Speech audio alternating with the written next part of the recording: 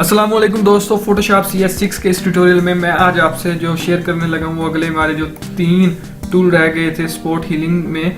जो पहले 2 हैं वो मैं पिछले ट्यूटोरियल में वीडियो में आपको बता चुका हूँ। इसके अलावा अब जो मजीद 3 हैं, patch tool, content aware move tool और रेड आई टूल, इसके बारे में बात करते हैं।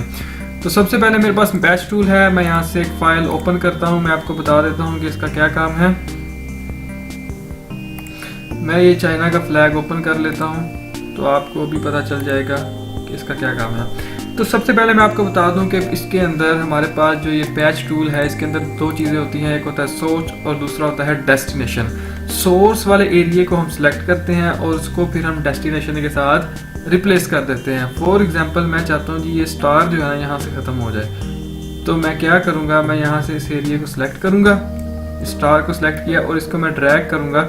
जहाँ पे जाकर छोड़ूंगा वो एरिया यहाँ पे आ जाएगा। ये देखें मैंने छोड़ा तो उस जगह पे वो आ गया एरिया। अब फॉर एग्जांपल मैं चाहता हूँ जी ये वाला जो स्टार है वो आ जाए, ये वाला जो स्टार है वो इस एरिया में आ जाए। सॉरी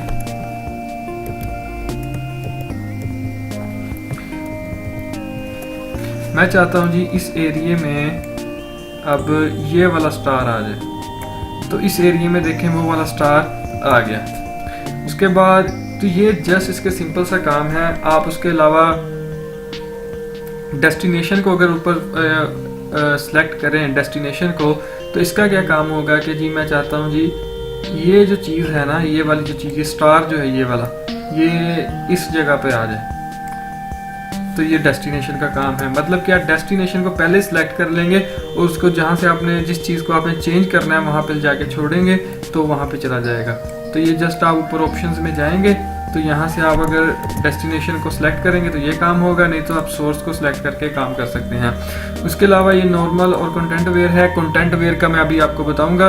उसके अलावा ये देखें एडिशन की ऑप्शन है, ये सब्ट्रैक्शन की है, ये क्या काम करते हैं, ओवरलैप की ऑप्शन है। अगर फॉर एग्जांपल आपने ये एक सिलेक्शन की है, आप इस सिलेक्शन को बढ़ाना चाहते हैं तो आप यहाँ पे ऐड में जाके आप इसको जस्ट ये देखें ऐड कर सकते हैं। अगर आप सब्ट्रैक्ट करना चाहते हैं कुछ हिस्सा तो आप ये सब्ट्रैक्ट कर सकते हैं। इसी तरह ओवरलैप है, आप यहाँ से कोई चीज़ बनाएंगे तो वो देखें उतना हिस्सा ओवरलैप इंटरसेक्ट है, ये इंटरसेक्ट कर जाएगा, इंटरसेक्शन। तो जस्ट ये आपको बताने के लिए। उसके अलावा आपको इसमें एक मज़ीद चीज़ बता दूं कि आप ये नहीं कि बस इसके थ्रू ही आपने ये लेसो टूल वाली सिलेक्शन करनी है। आप कोई भी टूल यूज़ करके इसकी सिलेक्शन कर सकते हैं। फॉर एग्जांपल मैं यहाँ से क्विक सिलेक्शन टूल को सिलेक्ट करता हूँ और इसके साथ, या मैं मैजिक टूल ले लेता हूँ। मैं इसको स्टार को यहाँ पे मैं इसको सिलेक्ट करता हूँ, स्टार को, और ये देखें और मैं अब यहाँ पर आके पैच टूल सेलेक्ट करता हूँ और ये देखें मैं इसको रिप्लेस कर सकता हूँ कहीं भी। समझ आ रही है आपको? मतलब कि आपके ऊपर रिस्ट्रिक्शन नहीं है कि बस आपने इसके साथ ही सिलेक्शन करनी है। आप सिलेक्शन जिस मर्जी के साथ करें, लेकिन जब ड्रैग करने की बारी आई तो पैच टूल यूज़ करें। उसके बाद हमारे पास यहाँ पे ऑप्शंस में एक और ऑप्शन है ट्रांसपेरेंट की। ट्रांसपेरेंट का क्या मुराद है? हमने देखा कि जैसे ही हम पैच टूल के साथ इसको सिलेक्ट करके जहाँ पे भी ड्रैग करते हैं, देखें जो भी हिस्सा ड्रैग करते हैं,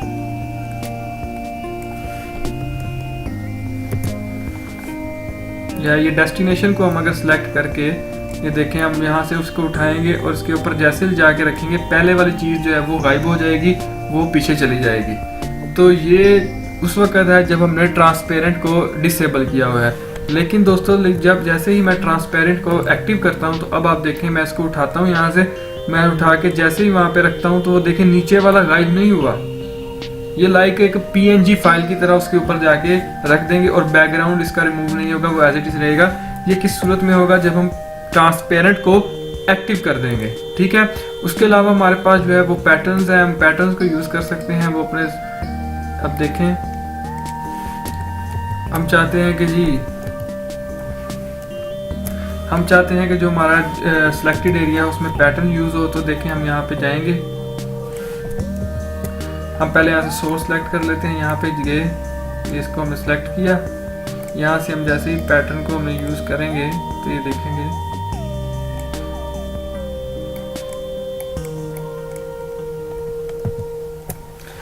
तो तो इसके अलावा दोस्तों हमारे पास ये पैटर्न्स हैं, हम इन पैटर्न्स को भी यहाँ पे यूज़ कर सकते हैं।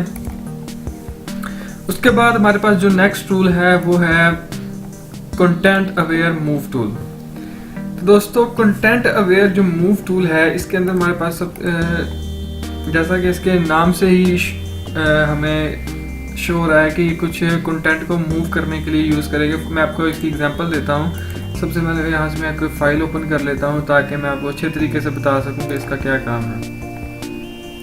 आप ये देख सकते हैं, ये हमारे पास तोता है, पैरट है, और इसके पीछे ये एक बैकग्राउंड उसका नज़र आ रहा है। तो मैं चाहता हूँ कि ये जो तोता है ये थोड़ा सा यहाँ आगे करके आ जाए, और जब मैं इसको आगे लेके आऊँ तो इसके जो पीछे है वो बैकग्राउंड वो खुद ब खुद ही सेट हो जाए। तो वो कैसे होगा, तो यहाँ पे ऑप्शन है मूव की और एक एक्सटेंड की। मैंने मूव की ऑप्शन को सिलेक्ट किया।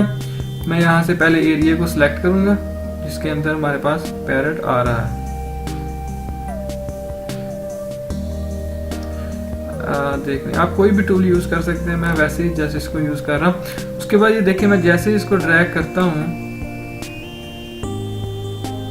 तो आप देख रहे हैं, क्योंकि मैंने सही तरह इसको कट नहीं किया, इस वजह से इसमें थोड़ा सा प्रॉब्लम आ रहा है। लेकिन आप अच्छे तरीके से इसको सिलेक्ट करेंगे तो ये नीचे जो थोड़ी सी प्रॉब्लम नज़र आ रही है ये भी नहीं होगी। तो देखा आपने कि पीछे उसने जो बैकग्राउंड है उसको ज़रा भी उसने ख़राब होने नहीं दिया, उसको उसने एज इट इज़ रखा, पिक्चर को उसने ज़रा भी ख़राब होने नहीं दिया। तो ये था हमारे पास कंटेंट अवेयर मूव टूल का काम। इससे हम क्या कर सकते हैं, कंटेंट को आगे पीछे हरकत दे सकते हैं और बैकग्राउंड और इधर उधर की चीज़ों को एज इट इज़ रख सकते हैं।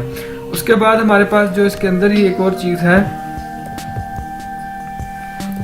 वो है ऑप्शन एक्सटेंड की। हम एक्सटेंड की ऑप्शन को किस लिए इस्तेमाल कर सकते हैं, एक्सटेंड मीन बढ़ाना। हम बढ़ाने की चीज़ों को बढ़ाने के लिए इस्तेमाल कर सकते हैं। फॉर एग्जांपल मैं पैरट को बढ़ाने की कोशिश करता हूँ। मैं फॉर एग्जांपल मैंने इतने हिस्से को सिलेक्ट किया इसके। अब देखिए मैं इसको जैसे जैसे एक्सटेंड करता जाता हूँ तो देखिए नीचे से वो खुद ब खुद ही उसको कवर करी जा रहा है और नीचे से उसका हिस्सा बनाई जा रहा है। मैं जितना मर्जी इसको ऊपर उठा दूँ, ये देखें, और बैकग्राउंड हर चीज़ उसने खुद ब खुद ही मैनेज कर दी है। ये इसका काम है एक्सटेंड का। आप इसको डिफरेंट पर्पजेस के लिए इस्तेमाल कर सकते हैं। कुछ चीज़ों को लंबा करने के लिए, छोटा करने के लिए आप इसको इस्तेमाल कर सकते हैं, और उसके इधर इधर उसका बैकग्राउंड, उस चीज़ के जितने भी कलर्स, पिक्सल्स, उस पर ज़रा भी फ़र्क नहीं आएगा, उनको डैमेज ये नहीं करेगा। उसके अलावा ये वही चीज़ें हैं सिलेक्शन की, आप इनको कर सकते हैं, मतलब ये ऐड करने के लिए, सब्ट्रैक्ट करने के लिए, ये इंटरसेक्ट करने के लिए, ठीक है, सिलेक्शन को। ये था हमारे पास कंटेंट अवेयर मूव टूल का काम। ये दोनों ही बड़े इंपॉर्टेंट टूल हैं। उसके बाद हमारे पास एक आ जाता है red I tool. Red I tool किस लिए हम यूज़ करते हैं, इसका काम बेसिकली हम अगर हम रात को कैमरे के साथ तस्वीर उतारें तो हमारी अक्सर जो आंखें हैं वो रेड कलर में आ जाती हैं। मैं आपको एक तस्वीर दिखाता हूँ।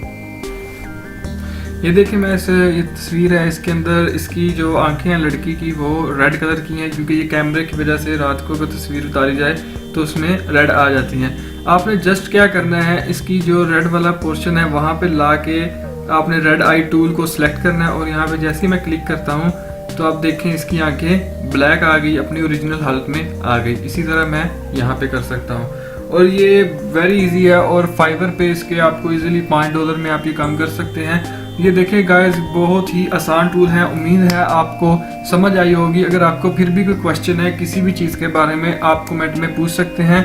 और थैंक यू फॉर वॉचिंग। अल्लाह हाफिज़।